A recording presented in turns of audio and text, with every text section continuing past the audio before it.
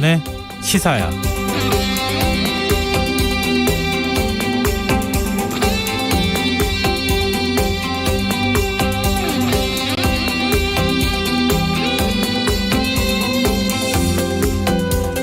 안녕하십니까. 시사평론가 김성환입니다. 문재인 대통령과 윤석열 당선인이 청와대 상춘제에서 만찬회동을 가졌습니다. 지난 16일 회동 무산 이후 신구 갈등으로 여겨질 만한 상황들이 잇따라 발생했다는 점에서 오늘 회동이 갖는 의미는 적지 않아 보이는데요. 오후 5시 59분에 시작된 회동은 2시간 51분 동안 이어졌다고 하죠. 양측은 흉공 없는 대화를 나누기 위해 특정한 의제를 정하지는 않았는데요. 조금 전 장제원 당선인 비서실장의 발표에 따르면 전직 대통령 사면 문제는 다뤄지지 않았지만 코로나 손실보상, 청와대 집무실 용산 이전 같은 현안은 추후 실무협의를 통해 논의를 이어가기로 한 것으로 알려지고 있습니다. 결국 앞으로가 중요해 보이는데요. 과연 오늘 회동이 협치의 발판이 될 수 있을까요? 만찬을 시작하기 전 문재인 대통령과 윤석열 당선인은 청와대 상춘제 주변에 핀 봄꽃을 보며 인사를 나눴다고 하죠. 문 대통령은 상춘제라는 이름엔 항상 봄과 같이 국민들이 편안하기를 바라는 마음이 담겨있다 소개했다고 하는데요. 현직 대통령과 당선인의 만남이 국민들의 지친 마음에 봄을 가져올 수 있을까요? 자세한 정치권 소식 잠시 후 뉴스에서 자세히 살펴보겠습니다. 국민의힘 이준석 대표가 장애인 단체의 이동권 보장 시위를 다수의 불편을 야기하는 비문명적 발상이라고 공개 비판해 논란이 일고 있습니다. 출근길 지하철 시위에 대해 의견이 다를 수는 있으나 정치인, 그것도 공당의 대표의 발언으로서 과연 적절했는지 정치권에서도 의견이 분분한데요. 더 깊이 있게 들여다보는 인터뷰 시간에서는 장애인 비례대표로 목소리를 내온 분이죠. 민주당 최혜영 의원과 관련 이야기 나눠보겠습니다. 여야의 시각으로 정치권의 움직임을 토론해보는 시간이죠. 여의도 인싸 코너도 마련되어 있으니까요. 계속해서 많은 관심 부탁드리겠습니다. 김성환의 시사에는 청취자 여러분들의 관심과 참여 기다립니다. 방송 내용과 관련해 의견 있으신 분들은 문자 보내주십시오. 당첨된 분들께는 모바일 상품권 보내드릴 텐데요. 참여하실 번호는 샵9730이고요. 짧은 문자는 50원, 긴 문자는 100원의 이용료가 부과됩니다. 콩 게시판을 통해서도 무료로 참여하실 수 있고요. 콩 어플리케이션과 KBS 라디오 유튜브 채널을 통해서도 저희 방송을 실시간으로 시청 또 참여하실 수 있습니다.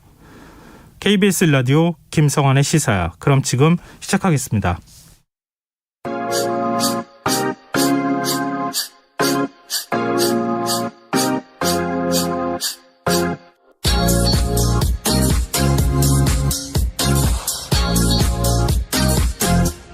KBS 1라디오 김성환의 시사야.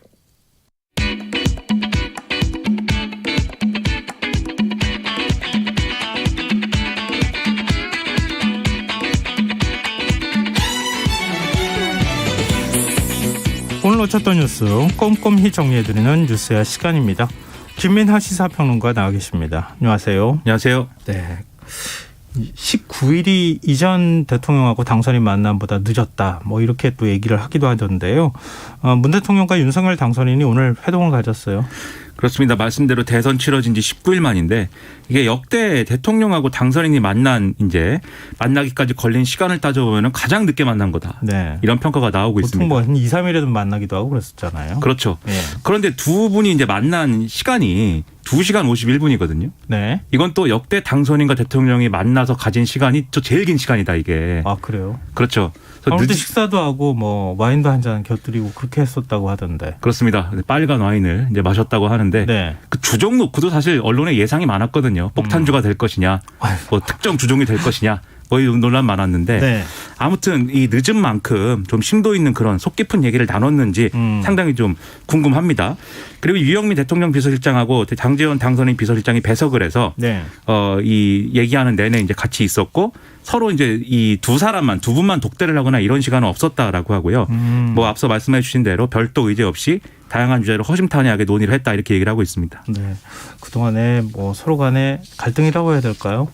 또 뭐 청와대에서는 부인하긴 했지만 신구 권력 간 충돌이라고 볼 만한 뭐 일들이 계속 벌어지지 않았습니까? 좀 이런 그 오늘 만찬의 돈을 통해 가지고 이런 분위기를 좀 바꿀 수 있을까요?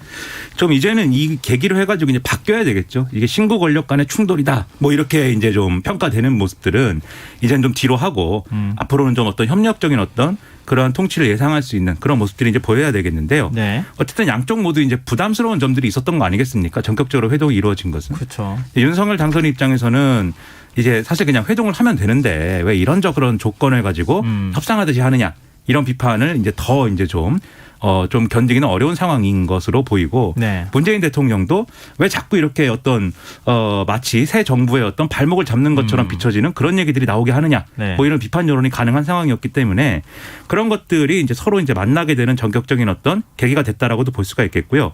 그리고 이제 북한의 ICBM 발사 시험이라든지 뭐 이런 어떤 대외적인 여건 그렇죠. 그리고 감사원에서 이제 감사원장이 이제 감사위원 임명할 때 제청을 어떻게 해야 되느냐에 대해서 이 정치적인 중립성 논란이 있는 상황에서는 제청권을 행사하기가 어렵다. 이렇게 얘기를 한 것도 일종의 돌파구가 됐다. 이런 얘기도 나오고 있습니다. 그러니까 문재인 대통령이 임명한 감사원장이 당선인의 의견을 들어서 감사위원을 청와대에서 정하면 그럼 내가 제청권을 행사하겠다. 이런 그렇죠. 식으로 나왔잖아요. 그렇죠. 그게 일종의 윤석열 당선인 입장에서 보면은 안전판이 돼 있기 때문에 그런 것들이 돌파구가 됐다라는 평가도 있고요. 그리고 일부 언론 보도를 보면은 김부겸 총리가 중재를 했다 이런 얘기도 나오는데 이런 여러 사정들이 종합적으로 영향을 미친 게 오늘의 회동의 성사가 될 수 있는 그런 어떤 근거가 되지 않았겠는가 이렇게 생각이 됩니다. 네. 근데 무엇보다도 오늘 만찬회동에서는 어떤 얘기가 오고 갔다고 합니까? 이게 뭐 협상이라고 보기엔 좀 그럴 것 같고요. 서로 간에 그래도 뭔가를 대화를 나누지 않았겠습니까? 의제를 두고. 그렇습니다. 장제원 당선인 비서실장이 이제 브리핑을 했는데요. 일단 두 분이 화기애애한 분위기 속에 흉금을 터놓고 이야기를 했다. 특히 이제 과거에 서로 이제 여러 가지 이제 좀 일들이 있었기 때문에 그런 과거의 일들에 대해서 이제 얘기를 했고 그게 어떤 뭐 서로 뭐 서운함을 표시하거나 그런 건 아니었다라고 이제 얘기를 했습니다. 네. 그리고 이제 구체적인 현안에 대해서는 이 집무실 이전 문제에 대해서 문재인 대통령이 이 집무실 이전을 어디로 할 것이냐에 대한 것은 차기 정부가 알아서 판단을 하면 되는데 지금 현 이제 정부가 이제 판단할 것은 집무실 이전 예산이 이전 예산에 대해서 네네. 이것은 면밀하게 이제 따져서 이제 판단해야 되는 그런 상황이어서 이걸 면밀히 살펴가지고 협조를 하겠다라고 네. 이제 얘기를 했다는 겁니다. 근데 이게 실질적으로 내일 국무회의에서 그러면 예비비 지출을 승인을 하겠다는 얘기냐인 거에 대해서는 네. 장제원 비서실장은 그 정도 얘기까지는 나간 게 아니다. 이렇게 얘기를 했고요. 네. 그리고 이제 이명박 전 대통령 사면을 제안했느냐라는 거에 대해서는 사면 관련 논의는 일치 없었다라고 얘기를 했습니다. 그다음에 나머지 얘기들이 있지 않습니까? 뭐 추경 논의, 뭐 인사권 관련해서 뭐 어떻게 할 것이냐 등등은 네. 이철희 정무석하고 장제원 당선인 비서실장 간에 실무적인 협의를 통해서 앞으로도 논의를 해나가겠다라고 얘기를 하고 있습니다. 일단 좀 신뢰를 회복하는 자리의 성격이 더 강했던 것 같은데요. 이후에 추후 협의는 원칙만 좀 정해주면 대통령하고 당선인이 그럼 구체적인 세부 협의는 실무진에서 담당하도록 한다. 그럼 조만간에 그 합의 내용이 나올 가능성이 있겠군요. 그렇습니다. 오늘 아무래도 이 무슨 서로 다른 어떤 국가에 속한 지도자들이 회담을 한 게 아니라 예. 이 전임자하고 후임자 간의 어떤 만남인 거잖아요. 그리고 네. 그런 만남의 이벤트를 통해서 국민들을 안심할 수 있게 하고 국민들이 이게 뭔가 정치권이 그리고 신구 권력이 싸울 건 싸우고 이렇게 뭐 하더라도 어떤 통치의 연속성이라든가 이런 것들은 지도자 간에 유지가 되는 것이로구나. 이런 점들을 보면서 나름대로 이제 모든 게 대한민국을 위한 일이겠다. 네. 이런 이제 이 어떤 확신을 가질 수가 있는 거잖아요. 그렇죠. 사실은 그 점이 가장 중요한 거고 그 점에서 정말 오늘 회동이 이렇게 긴 시간 이어진 것은 저는 참 좋은 일이었다라고 생각을 합니다. 네. 자, 정치권 반응은 어떻습니까? 일단 정치권에서는 일단 이 부분에 있어서는 뭐 당장 이제 뭐 이 만남 자체에 대해서는 얘기가 뭐 나오기는 아직 좀 시간이 걸릴 것 같고요. 네. 다만 이제 추경과 관련해서 그동안 이제 이루어졌던 논란들이 있습니다. 추경과 관련된 논란이나 이런 것들이 언론을 많이 보도를 하고 있는데 일단 이 추경과 관련돼서는 오늘 회동에서는 거론이 안 됐지만 앞으로 이제 논의를 해나가야 되지 않겠습니까? 네. 그런데 이제 서로 입장차가 있어가지고 이걸 네. 좁힐 수가 있겠냐 이게 좀 의문인 상황이에요. 네. 그래서 이 정부의 경우에는 지금 이제 문재인 대통령 임기 중에 추경을 편성하기는 아무래도 어렵다라고 얘기를 하고 있는 건데 네. 여기에 대해서 이준석 국민의힘 대표가 오늘 홍남기 부총리가 좀 인수위 방침에 최대한 협조하는 모습을 좀 보여야 된다 이렇게 얘기를 해서 이 네. 부분을 비판을 했습니다. 이 특이한 게 더불어민주당 반응인데요. 네. 더불어민주당은 추경이 필요하다는 입장인데 네. 그런데 국민의힘과 지금의 인수위가 추진하는 이 지출 구조조정의 방법으로는 충분한 액수를 편성하기 어렵다. 아. 그래서 국채를 적극적으로 발행해야 된다라고 얘기를 하면서 정부와 국민의힘 그리고 인수위를 동시에 비판하는 모습을 보였는데요. 네. 그러다 보니까 박홍근 원내대표의 경우에는 비대위 회의에서 윤석열 당선인하고 기재부하고 사실 입장 똑같은 거 아니냐. 라면서 국채 발행을 최소화하자는 윤석열 당선인 입장은 국채 발행이 가능한 만큼만 추경하겠다는 얘기여서 이게 추경이 반토막 날 수 있다. 우려가 된다. 이렇게 접근을 하고 있는 상황입니다. 네.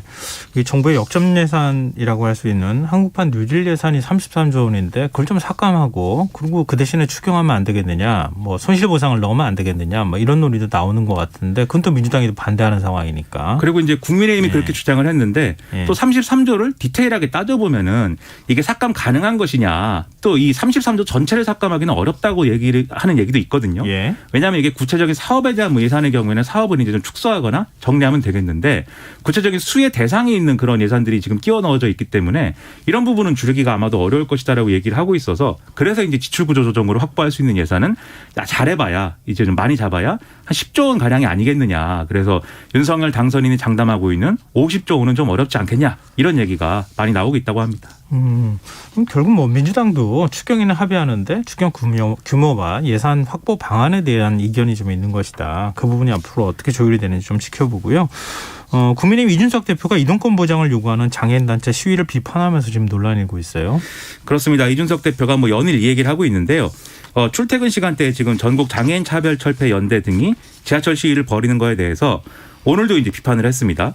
최대 다수의 불행과 불편을 야기해야 본인들의 주장이 관철된다는 비문명적 관점으로 불법 시위를 지속하고 있다라는 거였고요.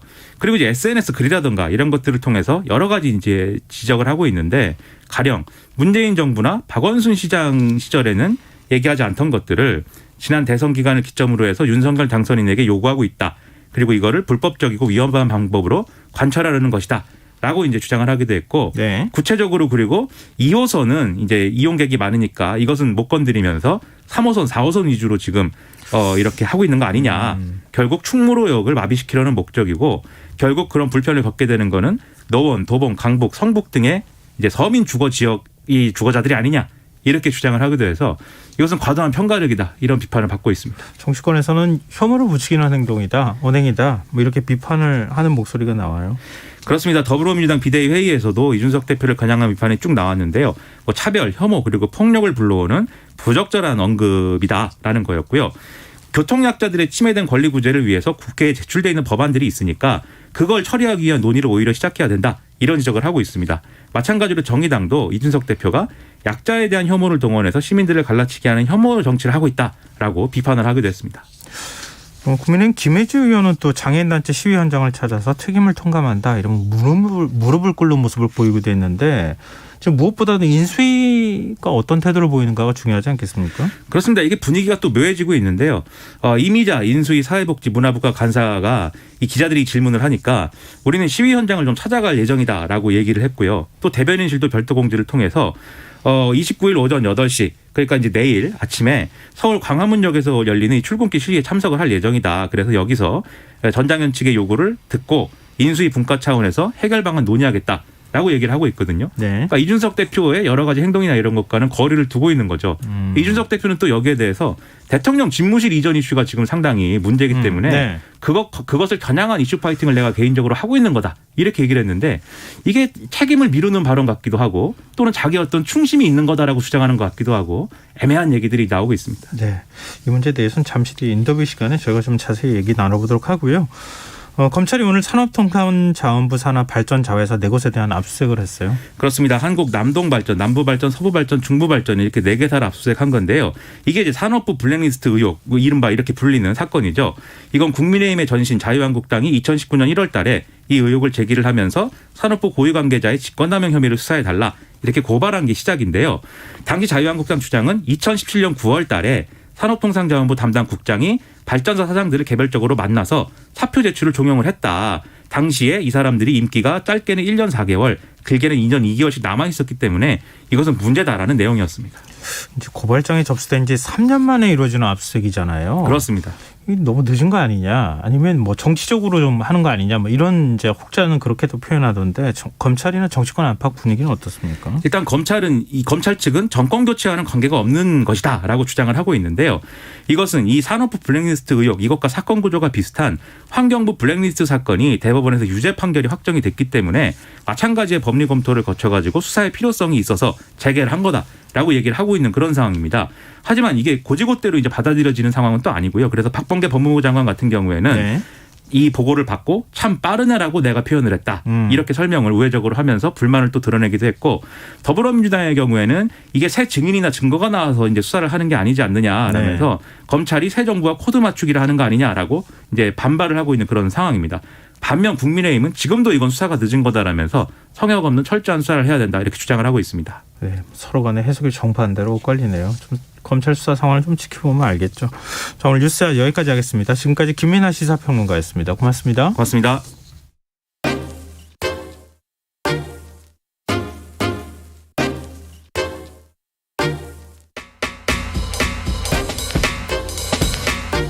바쁜 당신이 알아야 할 모든 것 여기에 있습니다. KBS 1라디오 김성환의 시사야. 지난 27일 이준석 국민의힘 당대표가 장애인 단체의 지하철 시위에 대해 출퇴근하는 시민들을 볼모 삼는다 이러면서 공개 비판하는 글을 올렸습니다. 오늘 아침 시위 현장에 같은 당 시각장애인인 김혜지 국회의원이 직접 또 장애인 단체 시위 현장에 찾아가서 사과를 했지만 이 대표는 또 장애인 단체에 사과할 일 없다 이러면서 또 역공을 취하고 있는 상황인데요. 이런 갈등 상황에 정치권에서는 어떤 해법을 좀 찾아야 할지 민주당 최혜영 의원 연결해서 얘기 나눠보도록 하겠습니다. 의원님 안녕하십니까? 네, 반갑습니다. 더불어민주당 최혜영 의원입니다. 네, 즉 이준석 대표 발언 때문에 정치권에서 지금 논란이 점점 커지고 있는 상황인데요. 네. 이 장애인단체 시위를 두고 불특정 다수의 불편을 볼모 삼는 시위 방식이다. 이런 표현을 사용했어요.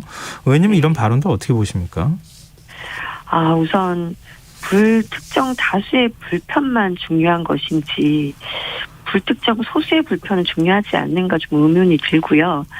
저는 장애인과 비장애인을 갈라치게 하는 발언이고 또 사회적 약자의 권리 요구에 제대로 이해하지 못하고 재갈을 물리는 매우 무서운 저는 발언이라고 생각을 합니다.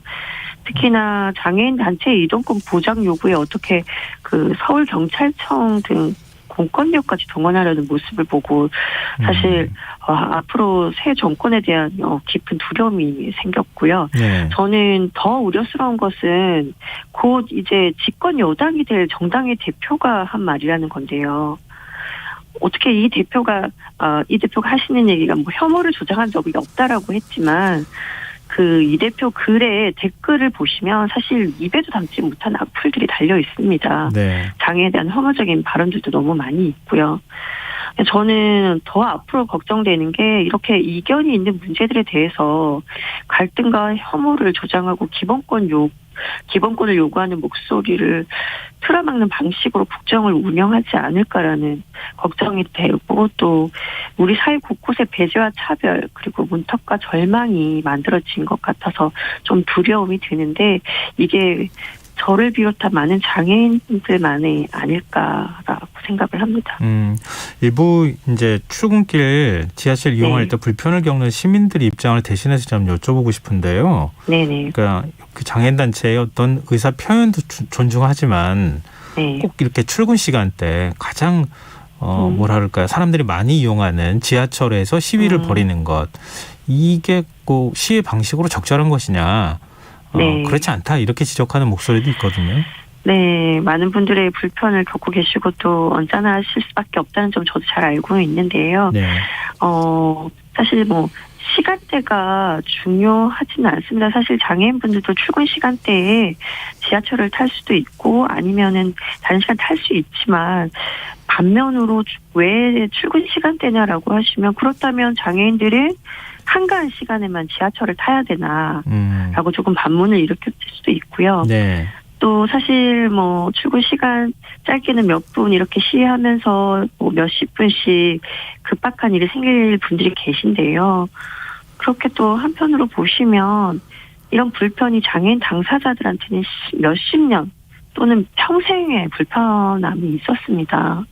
그래서 조금 당사자 국회의원으로서 좀 당부드리고 싶은 것은 누구나 억울하고 불합리한 일을 당할 수 있고요. 그때 우리 동료 시민들의 연대가 문제를 해결하는 데 큰 힘이 될 수 있다는 점을 좀 생각을 해 주셨으면 좋겠습니다. 이 시각장애인인 김혜지 국민의힘 의원이 시위 현장에 나가서 죄송하다 이런 말도 하고 또 무릎을 꿇는 모습을 보이기도 했는데요. 네네. 의원님 그 모습 보시고 어떤 생각 드셨어요? 네, 저는 용기 있는 행보라고 생각을 하고요. 네. 제가 인터뷰하기 전에 이제 문자도 보냈었는데요. 오늘 너무 고생 많이 했다고 제가 응원도 드렸어요. 그러니까 힘들었다고도 말씀하시더라고요. 네. 근데 아마 장애인 당사자 의원이시다 보니까 이러한 문제에 대한 이해 깊이가 다르지 않았나. 그래서 오늘 방문했다라고 생각을 하고요. 그럼에도 아마 자당 당대표가 대놓고 비판을 하고 있는 것에 대해서 직접 시위에 참석하기까지 많은 고민했을 것 같고 힘들었을 것 같다는 생각이 들었습니다. 그럼에도 제가 너무 가슴이 아픈 건 무릎 꿇는 모습을 보고 참 많이 짠했었습니다. 그러니까 왜냐하면 이 정당한 우리 장애인 기본권이 누군가 무릎 꿇지 않으면 한 발짝 나가기도 어렵다는 것이 너무 안타까운 생각이 들었습니다. 네, 이준석 대표가 이런 말도 했습니다. 서울 시내 이 역사에 94%에 이미 엘리베이터가 설치되어 있다. 네. 그러니까 지금 장애인단체 요구 조건이 부당하다는 점을 지금 강조하기 위해서 한 말로 보이는데요. 네네. 왜냐면 지금 이제 그 장애인단체가 전국 장애인 차별철폐연대잖아요. 네네. 줄여서 전장연이라고 하는데 전장연의 요구 어떻게 보십니까? 네, 전장연에는 한 단체만 특정 단체만 있는 건 아니고요. 여러 단체가 모여서 이 요구를 하는 거고 먼저 말씀드리고 싶은 건 이동권은 아주 기본적인 사회적 권리입니다. 이동권이 보장이 돼야만이 학교를 가거나 일을 하러 가거나 아니면 또 문화생활을 할 수 있는 거잖아요. 그래서 저는 국가가 장애인의 이동권을 입법화하고 예산을 보장해야 되는 게 마땅하다고 생각을 하는데요. 우선 이준석 대표가 말하는 것처럼 94% 이미 엘리베이터 설치되어 있으니까 그만해라라는 건데 그러면 나머지 0.6%는 아직 설치되어 있지 않다라는 거잖아요. 그렇다면 그 설치되어 있지 않은 역은 장애인들은 이용하지 말라는 거나 마찬가지거든요.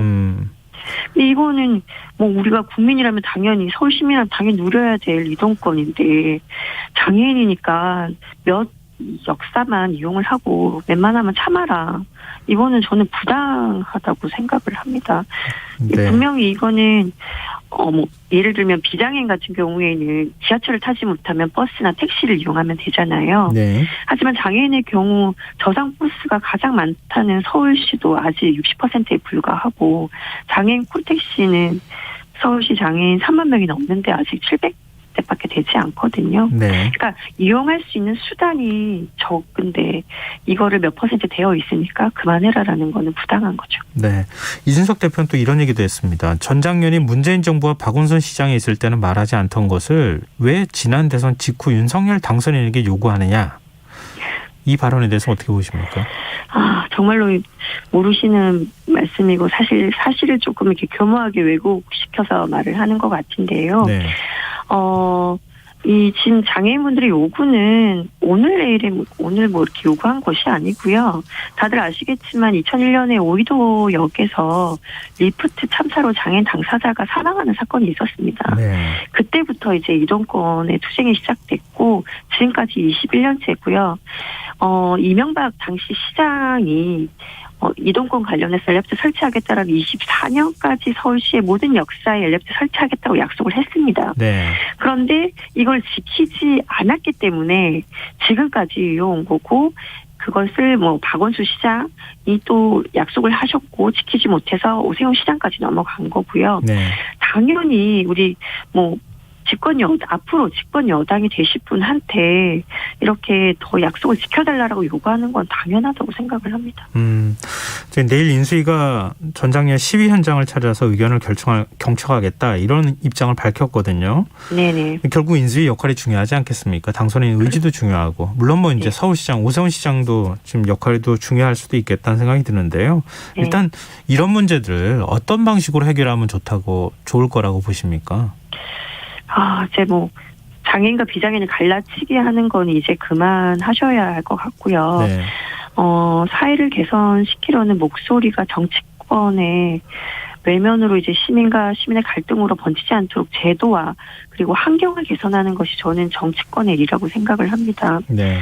네, 그래서 이제는 정치권이 고민해야 하는 것은 그 이동권 투쟁을 막는 방법이 아니라 어떻게 하면 법이 정한 대로 그리고 장애인 이동권을 보장할 대책을 마련하는 것이 제일 중요하고요. 네. 그렇기 때문에 인수위가 뭐 당사자들을 만나시고 또 사회 곳곳에 여전히 많은 장애인 차별을 해소하지 못한 이유를 파악하셔서 어떻게 해결하겠다고 말하는 것이 저는 책임 있는 자세라고 생각을 합니다. 네.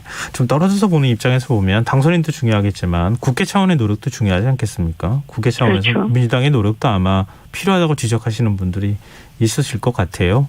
같이 네. 이번 기회에 좀 근본적인 문제 해결을 하는 방향으로 가면 어떨까 이런 생각도 듭니다. 네, 맞습니다. 네, 오늘 말씀 고맙습니다.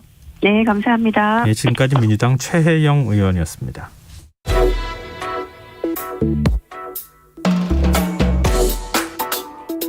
더 나은 내일을 준비하는 시간 KBS 1라디오 김성환의 시사야.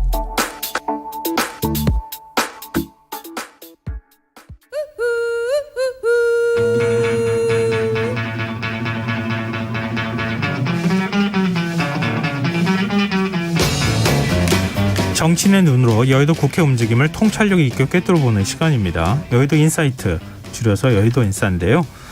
늘 함께하시는 민주당 신경민 전 의원 자리하셨습니다. 네, 안녕하세요. 네, 오늘은 새로운 패널분이 나와주셨는데요. 국민의힘 이상일 전 의원 나오셨습니다. 안녕하세요. 네, 안녕하세요. 반갑습니다. 네, 오늘 일종의 이제 뭐 대선 이후에 네. 가장 큰 이걸 이렇게 표현해야 될지 모르겠지만 일단 국민의 기대에 좀 부응하는 빅 이벤트를 했다고 해도 과언이 아닐 것 같은데요. 문재인 대통령하고 윤석열 당선인이 대선이 치러진 지 19일 만에 첫 만찬 회동을 가졌습니다. 이 오늘 만남이 협치의 발판이 마련되는 계기가 될 수 있을지 두 분은 오늘 만찬 회동 어떻게 보시는지 간단하게 먼저 말씀 듣고 얘기 더 구체적으로 나눠보죠. 네, 신경민. 네, 일단 뭐 만나야죠. 싸우더라도 만나야 싸우는 건데 일단 오늘 만난 건 아주 다행스러운 일이에요. 근데 이제 4명이 만난 거 아니에요? 배석이 각각 한 명씩 둘이 들어갔는데 네네. 지금 배석자 브리핑이 조금 전에 있어가지고 그걸 보고 왔습니다. 장제원 비서실장이 하는 걸 봤는데 3시간 가까이 만났는데 아무것도 어떤 키워드도 얘기를 안 해가지고요. 네. 지금 기자들이 뭐 엄청 피곤할 거예요. 취재하느라고요. 네, 지금 면도 비워놓고 네. 또 시간도 비워놓고 해서 신문 방송들이 지금 난리인데 쓸만한 얘기가 뭐 거의 없습니다. 그래서 근데 아마 3시간을 두 분이 얘기를 했는데 한마디도 뭐 아무것도 없다. 화기애애하기만 했다라는 건 뭐 말이 안 되는 거고요. 틀림없이 굉장히 많은 얘기들이 또 의미 있는 얘기들이 향후 전국과 관련해서 이 판을 가를 수 있는 얘기들이 나왔을 거예요. 근데 지금 현재 이 시각까지는 아무것도 지금 알 수 없는 상황이어서 조금 답답합니다만은 딱 뭐 한마디 쓸 수 있는 얘기 정도 그것도 뭐 별 의미 없게 얘기를 해서 참 좀 유감스럽습니다. 그런데 지금 하여튼 그걸 가지고 우리가 이제 얘기를 할 수밖에 없는 시간인데 굉장히 의미 있는 시간이었고 여러 가지 지금 뭐 집무실 이전 문제뿐만 아니고 안보 상황이 있고 또 더군다나 코로나와 추경 문제 있고 이래서 오늘 만남은 참 잘 된 것 같습니다. 네, 알겠습니다. 이상일 의원님 어떻게 보십니까? 예, 일단은 브리핑이 아직 자세히 이루어지지를 않은 상황이어서 네. 이제 아마 기자들이 더 취재를 하고 내일 아침 조간에는 어떤 소식이 또 전해질지 몰라도 일단 이제 만남은 뭐 우리 국민들의 이 불안감, 걱정을 덜어드리는 만남이 됐기 때문에 저는 만남 자체에도 의미가 있고 이제 만남을 통해서 일단 가닥은 잡은 건 이 윤석열 당선인의 의지가 강한 네. 지금 청와대 이전 대통령 직무 공간을 당선인은 이제 국방부 청사로 이전하겠다는 건데 문재인 대통령 원래는 좀 협조적이었죠. 그러다가 NSC 주제를 계기로 안보 공백을 이유로 굳이 꼭 해야 되느냐 이런 입장이었는데 일단은 윤석열 당선인의 뜻을 문재인 대통령은 수용한 것 같아요. 존중한다. 네, 그래서 장제원 당선인 비서실장 브리핑에 따르면 문 대통령은 집무실 이전에 대한 판단은 차기 정부의 몫이고 현 정부는 정확한 이전 계획에 따른 예산을 면밀히 살펴 협조하겠다. 네. 그러니까 지금 당선인이 국민들께 직접 브리핑한 496억 원의 이 예비비 문제와 관련해서 현 정부가 좀 더 차근차근 따져보겠다. 그런데 협조할 자세는 가지고 있다. 그렇다면 주목되는 것이 내일 화요일 날 네. 국무회의를 이제 열어서 과연 문 대통령이 그 예비비를 승인할 건가. 거기까지 속도감 있게 갈 건지는 잘 모르겠지만 당선인 쪽은 내일 예비비 승인을 해 준다면 5월 10일 취임을 윤석열 대통령이 하게 되는데 그때 국방부 청사에서 새롭게 일을 할 수 있겠다는 기대감은 있거든요. 그래서 문 대통령이 사실은 실무적으로는 이 문제는 깊이 따질 이유는 없다고 봅니다. 이미 다 따져서 봤을 것 같고 그래서 내일 국내에 열어서 예비비 승인이 이루어질지 이제 지켜봐야 될 것 같고요. 한 말씀만 더 드리면 이 문재인 정부가 이제 뭐 40일 정도 남은 상황에서 인사와 관련해서는 장제원 당선인 비서실장, 이철희 청와대 정무수석이 좀 더 실무적으로 논의해서 이제는 뭐 큰 충돌 없이 좀 가라 이런 메시지가 있었던 것 같습니다. 그래서 또 그런 생각이 들어요. 앞서 이제 신경민 의원께서 말씀하셨지만 우리 외교적인 그 어떤 발언이나 이런 거 보면은 그 일종의 이제 외교적 어법을 이해해야지 이해할 수 있잖아요. 충분히 대화를 나눴다. 이건 아무것도 합의하지 못했다. 뭐 이렇게 좀 해석하고 그러잖아요. 이번에도 아까 이제 3시간 가까이 만남을 가졌는데 뭐 지금 이제 그 집무실 이전 문제도 면밀히 살펴보겠다. 이 얘기는 일단 당선인이 그렇게 하겠다고 하는데 그 뜻을 어떻게 내가 꺾겠느냐. 다만 예산은 꼼꼼히 우리가 살펴보고 그 여부를 뭐 진짜 지원을 할지 안 할지 결정하겠다. 이런 의미로도 해석이 될 것 같고. 그렇죠. 이 말투 문면을 그대로 보면은 일단 알겠다. 그런데 더 좀 보겠다. 뭐 그런 얘기거든요. 그래서 내일 당장 뭐가 일어날 것 같다는 느낌을 주지는 않습니다. 뭐 밤사이에 혹시 대통령이 마음을 변해서 그럼 국무회의에 올리자. 뭐 이렇게 한 달 하지 않는 한은 내일 당장 눈에 띄는 무슨 조치가 있어 보이지 않고 그 질문에 대해서도 그런 구체적인 절차에 대해서는 얘기가 없었다. 그러니까 보겠다는 얘기죠.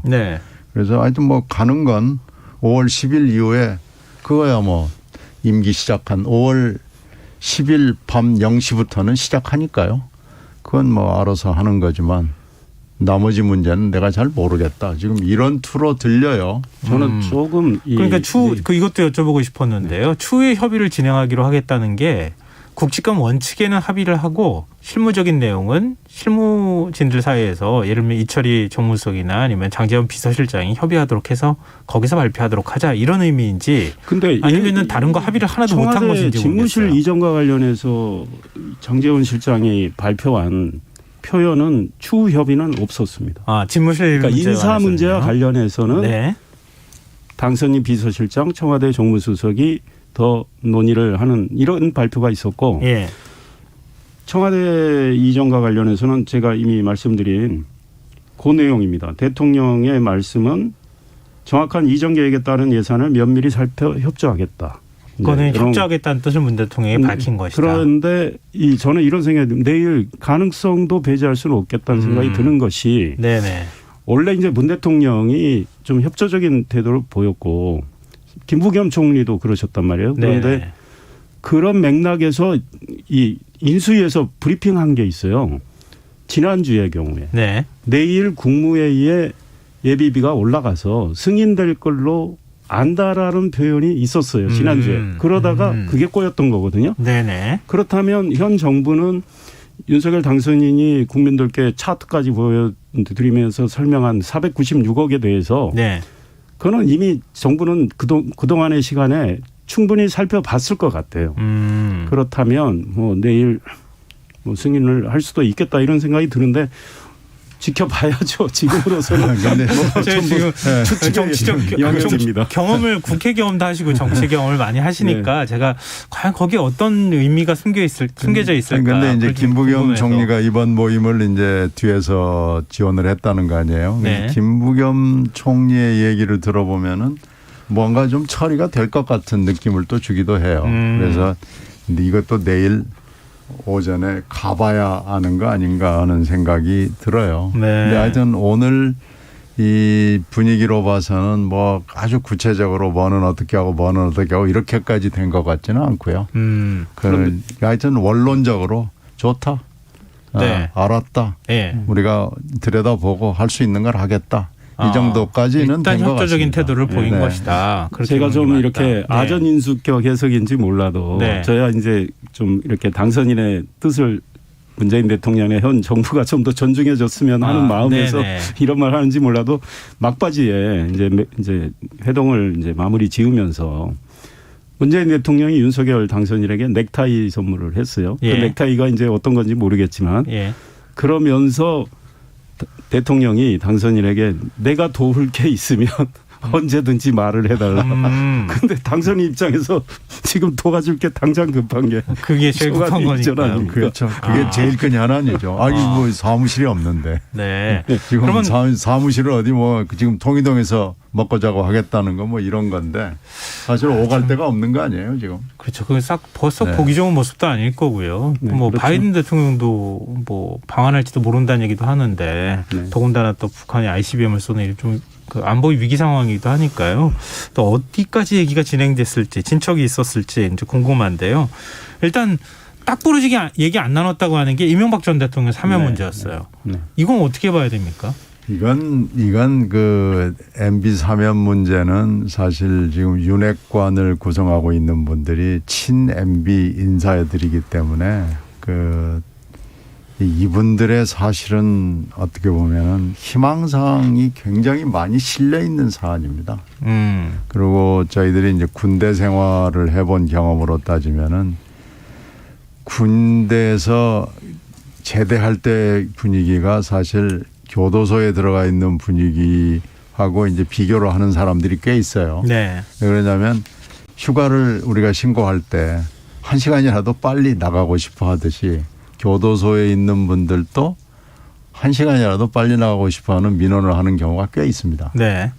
저 어떻게 좀 빨리 나갈 수 없냐 그러면서 되게 이제 이게 뭐 비교하기는 조금 어려운 얘기입니다만 하여튼 MB 쪽에서는 하여튼 어떻게든지 좀 하루라도 빨리 나갔으면 하는 게 그 기분을 우리가 이해를 해요. 그래서 그런데 그 당선인 당사자 입장에서는 그게 그렇게 화급한 일인가 하는 생각을 하죠. 그게 그렇게 만사를 그만두고 네. 얘기를 해야 될 사안인가 하는 거죠. 그래서 하여튼 심정은 이해를 하는데 그게 그렇게 꼭 가야 되는 건 아닌 것 같다라는 느낌을 가지고 있는 겁니다. 네. 이상일 의원님 어떻게 보십니까? 그런 것 같아요. 당선인 입장에서는 사면권은 또 대통령의 고유 권한입니다. 네네. 물러나는 대통령의 고유 권한인데 사실은 과거의 전례는 있습니다. 김대중 대통령 당선인이 김영삼 대통령에게 네. 전두환 노태우 전 대통령에 대한 사면 건의는 했죠. 예. 저는 건의는 할 수 있다고 생각하지만 윤석열 당선인은 문재인 대통령의 고유 권한이라는 점, 또 문재인 대통령과 뭐 주변 분들이 그 문제에 대해서 부정적인 인식을 하고 있다는 점을 알고 있을 것 같고, 네. 세 번째, 그 국민의힘에서 이야기된 이명박 전 대통령 사면과 함께 김경수 전 경남지사 이 사면 이렇게 되면 일종의 이제 이 거래라는 의심도 들고 그래서 이번에는 의식적으로 꺼내질 않은 것 같고 문재인 대통령의 판단에 온전히 맡겨두는 그런 생각을 윤석열 당선인이 하지 않았을까 이런 생각이 듭니다.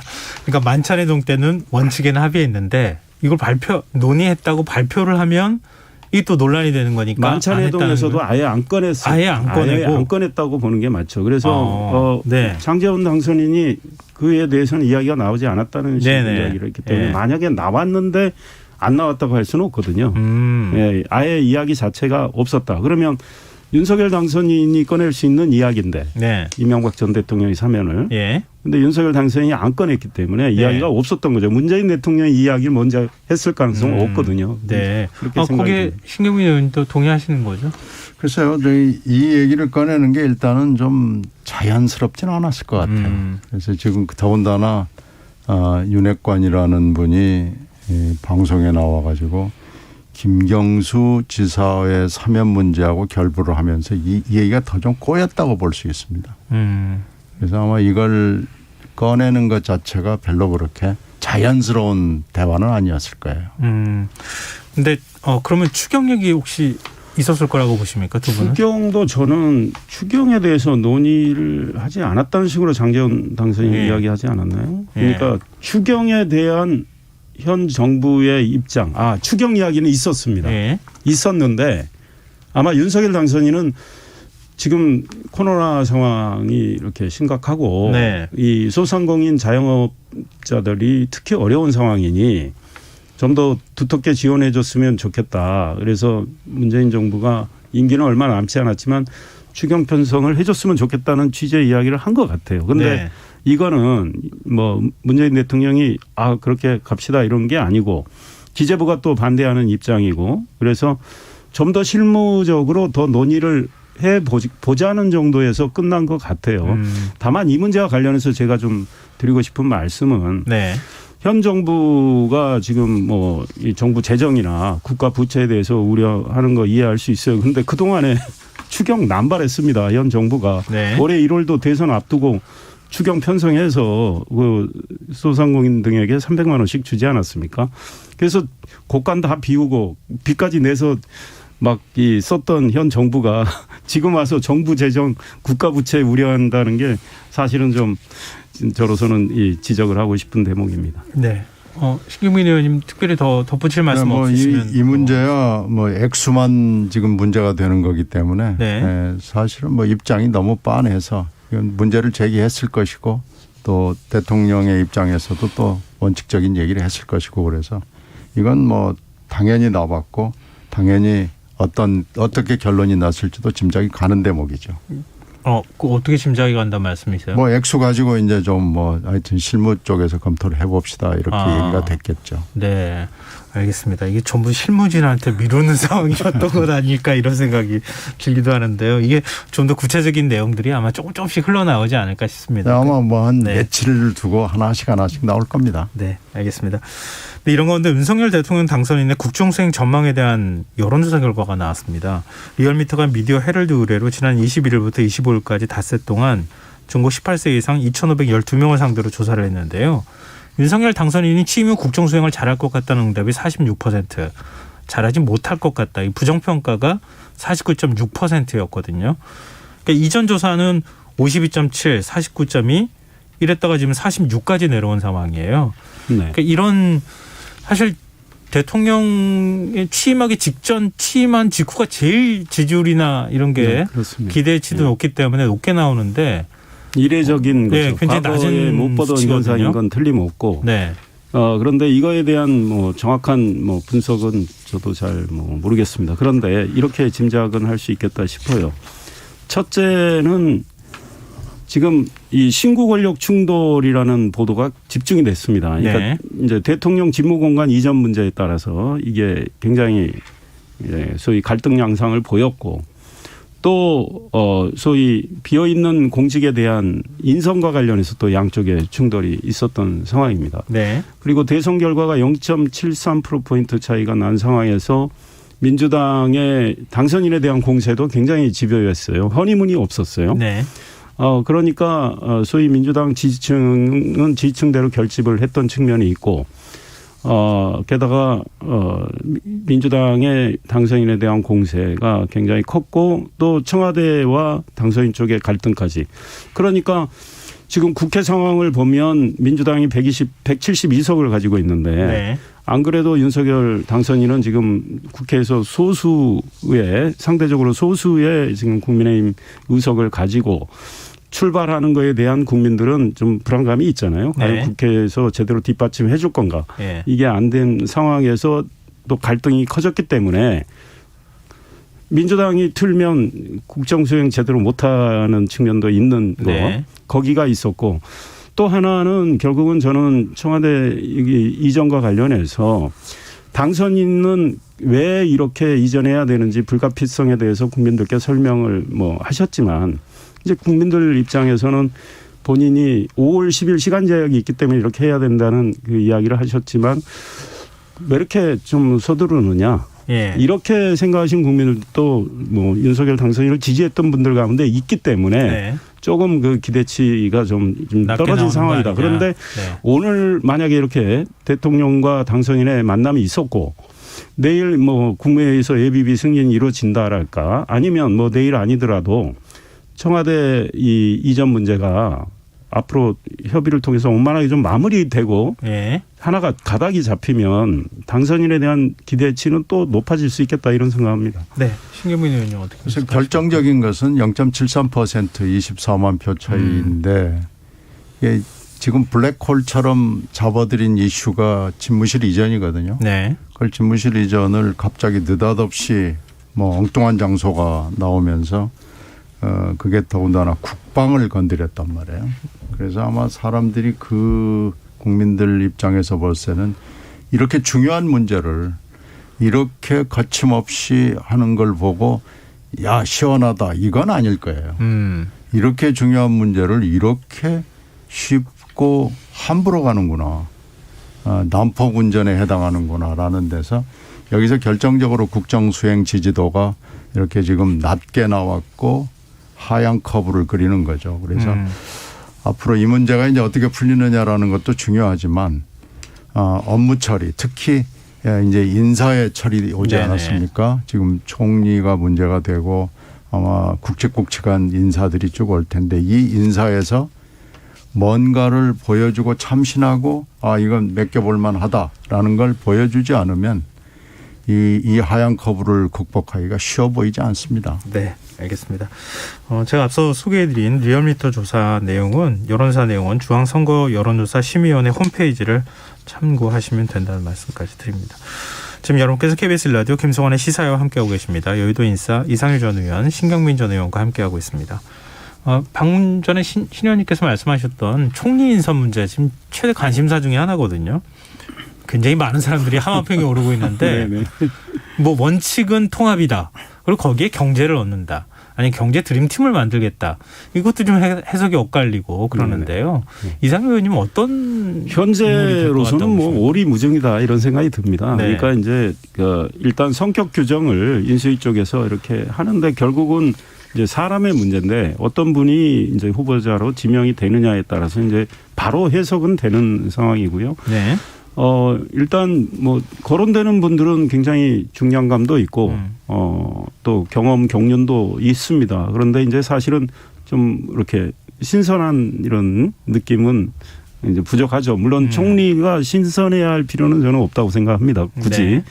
그래서 일단 대선 결과도 그 진영 결집에 따라서 굉장히 초박빙의 결과였기 때문에 또 대선 이후에 이 갈등이 상당히 또 커진 상황에서 국민을 통합적으로 이끌면서 우리 경제 민생 챙기고 안보를 보다 튼튼히 할 수 있는 이런 정부가 꾸려져야 되기 때문에 총리가 그거를 이제 그런 그 내각을 잘 이끌 수 있는 역량을 지닌 분 또 경험이 네. 많은 분들이 하시면 좋겠다. 그런 맥락에서 이제 하마평에 오르는 분들은 그럴 역량이 있는 충분한 분이다. 그런데 과연 당선인이 염두에 두고 있는 분은 누군지는 모르겠습니다.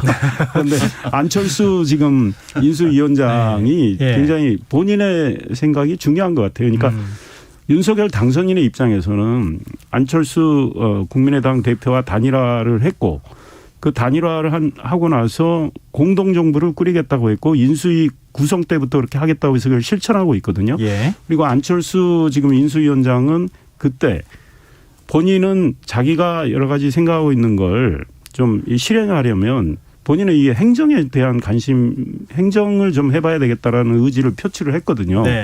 그래서 그렇다면 뭐 행정하면 또 총리인데 과연 안철수 위원장이 그 총리를 염두에 두고 있는지 아니면 5년 뒤 대선을 생각해서 당대표나 뭐 다른 걸 염두에 두고 있는지는 현재 모르겠습니다. 그래서 안철수 위원장의 생각이 그 윤석열 당선인이 좀 확인해 보고 판단하지 않을까 이런 생각이 듭니다. 네. 신경민 의원님 어떻게 보십니까? 아니 뭐 안 위원장이 수백억의 그 자기 회사를 백지 신탁하고 갈 수 있느냐에 물론 달려 있죠.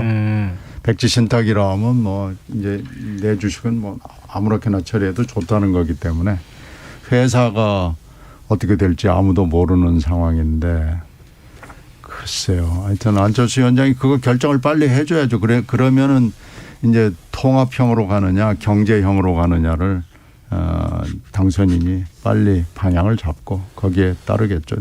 하여튼 지금 거론되는 분들의 그 박용만 두산 회장을 제외하고는 다 민주당과 관련이 있는 분들이기 때문에 민주당 내지는 하여튼 행정부 DJ 노무현 행정부하고 관련이 있기 때문에 통합의 이미지는 다 가지고 있는 거예요. 그래서 그건 어떻게 보면은 누군가 이 사람들을 거론해서 당선인의 이 눈앞에다 내놓은 걸 보면 통합이라는 이미지를 밑에다 깔고 있는 거 아닌가 이렇게 생각이 됩니다. 네. 근데 민주당 얘기니까 제가 신 의원님께 마지막으로 하나 좀 여쭤보고 싶은데요. 오늘 윤호중 비대위원장이 그 새로운 물결 김동연 대표에게 합당을 제안했어요. 네, 뭐 이건 예상되던 수순이고요. 김동연 지금 그 대표죠. 전 후보는 경기도를 더 선호한다는 얘기가 흘러나와요. 경기도 후보가 됐으면 좋겠다. 그래서 경기도와 인연이 훨씬 더 깊다고 보는 거죠. 물론 서울하고도 인연이 없는 건 아니지만 본인이 경기도가 더 편하다고 생각을 하기 때문에 오히려 지금 경기도에 일단은 더 뿌리를 내리고 싶어하고 결국 수도권에서 민주당이 이번 지방선거를 이겨야 되는 것이 굉장히 당면 목표이기 때문에 서울시장, 경기도, 뭐 인천은 뭐 후보가 지금 현직 시장이 있기 때문에 별로 문제가 되지 않을 것 같고 이 두 군데 후보가 굉장히 관심을 끄는 매치가 될 것으로 보입니다. 송영길 전 대표 서울시장 차출로는 뭐 가능성이 있다고 보십니까? 글쎄요. 그건 이제 몇 젊은 의원들이 얘기하는데 서울시를 지역구로 둔 분들의 민주당 의원들의 생각은 좀 아닌 것 같습니다. 네, 알겠습니다. 오늘 여의도 인사 여기까지 하겠습니다. 민주당 신경민 전 의원, 국민의힘 이상일 전 의원과 함께했습니다. 고맙습니다. 감사합니다. 네, 고맙습니다. 김성원의 시사일 1부 순서는 여기서 마무리하겠습니다. 전 11시 정각 2부에 다시 오겠습니다.